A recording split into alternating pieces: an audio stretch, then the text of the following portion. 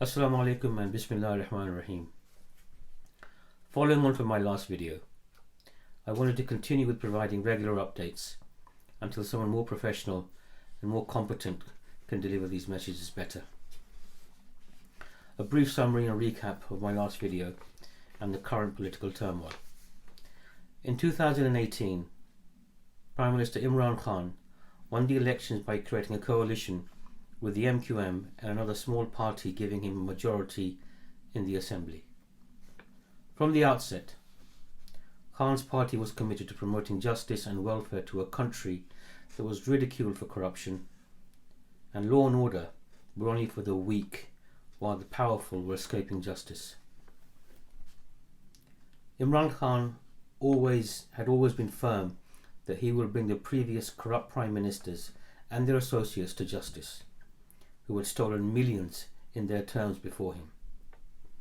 They, Nawaz Sharif from the PMLN and Asif Zardari from the People's Party, had received an amnesty from General Pervez Musharraf, for their money laundering, and he, Imran Khan, was never going to make or repeat the same mistake.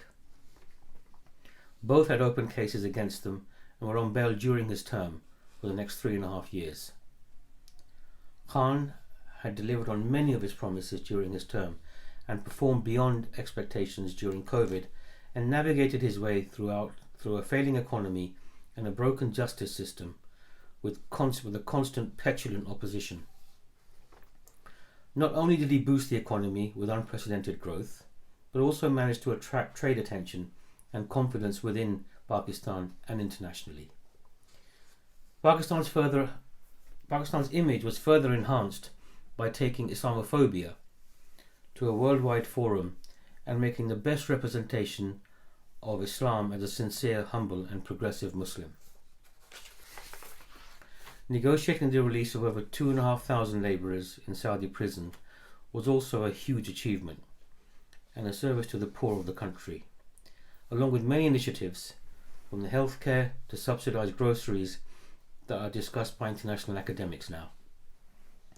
Overseas voting rights along with electronic voting machines were in place to make future elections free and fair. The country's institutions were left to continue with their processes and procedures without any interference from the government and were compelled to high standards of delivery. Despite the progress, on the 9th of April, Imran Khan's party, the PTI, was removed from office. An ocean of no confidence was initiated after an international threat to the country. Taking advantage of the threat, the country's traitors formed a coalition and conspired with the international agencies and each other to bring down his government. The initial response to the threat was reported to the establishment, who were meant to serve and protect the nation along with the Supreme Court, who are duty bound to uphold the constitution of the country. Both failed miserably in upholding the law or providing protection by taking a neutral stance, which in reality was in reverse gear. The result of the position taken by the powers who should have acted was that the new coalition of nearly 15 parties was given the reign of Pakistan. A group of criminals on bail with a legacy of nepotism was now in charge of a developing country that was progressing towards success whilst it was under the leadership of Imran Khan. Khan's entire party then resigned from the assembly, refusing to sit in opposition against an imported government which included 25 defectors that had sold out for 2 million rupees each. The plans for Khan at this stage weren't only sinister, but more importantly, against all human rights. He was meant to be arrested and taken away from the public eye and charged with treason. However, his impeccable behaviour and resolute conduct gave no reason to arrest or detain him, and furthermore gained the public sympathy of a grave injustice against him and the country. Only by the will of Allah and the support of the country that both the establishment within and the international agencies underestimated his popularity and die-hard image. The very next day, 90% of the country came out on the street to reject the imported government and demanded he is reinstated against these criminals who have taken the power by legal means by participating in an international conspiracy of the regime change operation. In the following weeks, Khan attended many political rallies all over the country where his support was unprecedented and the public opinion towards him was unaltered, growing as he is seen as a hope for the future that will lead the country to dignity and freedom.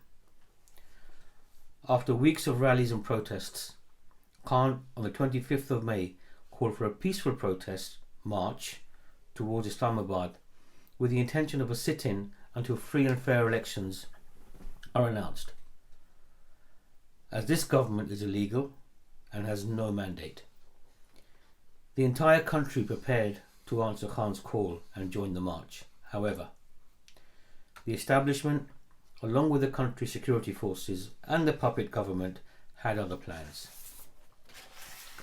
All access towards Islamabad from the major cities was blocked, and security forces used excessive force to detain and deter the public from making the journey. Rioting erupted all over the country, and women and children were subjected to tear gas and shelling and rubber bullets being fired. The scenes of anarchy and civil unrest were widespread throughout the country. All this was orchestrated as a strategy to bring Khan out in the open and trigger a pre-planned strategy to either arrest or detain him for being the cause of the unrest, or worse still, eliminate him entirely. Imran Khan's presence of mind and fear of further violence dictated him to call off the march and abandon the sit-in, as he knew what was waiting for his people ahead. The establishment was crystal clear and would have executed at any cost civilian lives.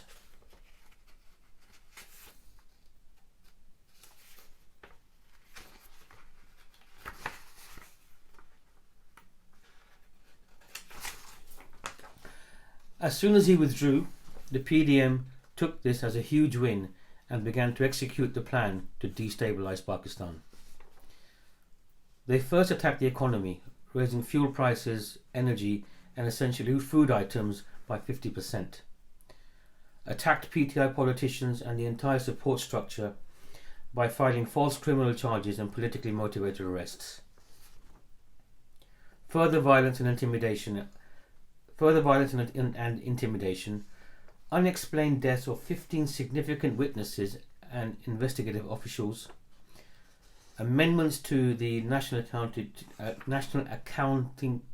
Accountability Bureau, manipulated rules removing the accused from corruption cases that directly implicated them, case-specific rules, making future corruption a walk in the park. So I'll repeat that again. Amendments to the NAB rules manipulated the rules, removing the accused from corruption cases that directly implicated them by case-specific rules, making future corruption a walk in the park. Abolished the overseas Pakistani voting rights, withdrew the electronic voting machines for the return of vote rigging, selecting bureaucrats who are easily compromised in powerful positions, making way for a technocratic government. The new Prime Minister appointed his son as the Chief Minister of Punjab. Asif Ali Zardari's son became the Foreign Minister. Fazlur Rahman's son as an Infrastructure Minister. They took control of 90% of the media, filing false charges against journalists and news anchors who were pro-Imran Khan and PTI, abolishing Imran Khan's healthcare programs, and removing any sort of fundraising material for Shaukat Khanum Trust, a cancer hospital built by Imran Khan in the memory of his late mother, where free cancer treatment is available for the poor, and the list goes on. Khan has organised further protests to speak out against the economic disaster manufactured to punish the country for supporting him and oppressing the nation. Financial and force into slavery of the West and the IMF. To bankrupt the country and weaken the defence so that we become vulnerable and desperate.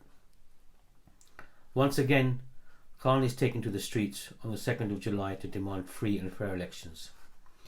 220 million lives are at risk. The future of a Muslim nation is bleak, and the banner of La ilaha illallah is being compromised, and our true freedom is being returned to the slavery of the West. A progressing nation's growth has been stumped and development has been stalled. We, as overseas Pakistanis, are being accused of diverted loyalties and of washing our dirty laundry internationally to dissuade us from speaking out against a corrupt regime who only came into power to remove the billions of rupees of corruption, their money laundering to their Western masters, recognising Israel as a country and ignoring the plight of the Kashmiris by re-establishing ties with India. My final question to you all: is there anyone left that needs convincing that the country our forefathers sacrificed their lives for, our soldiers who are martyred for, our poor that have suffered unnecessarily under an education system designed to divide the elite and the poor, is now heading towards a disaster? And finally, Iyaka na'budu wa iyaka nasta'in. I worship you and I turn to you for help. I, as an overseas Pakistani, again am requesting you all to take notice, to get better informed, and spread the turmoil in Pakistan in your countries, as I want to be included in all those sponsors of justice and humanity to be able to face our Lord and say, not in my name. Assalamu alaikum. Please reply in the comments. Thank you.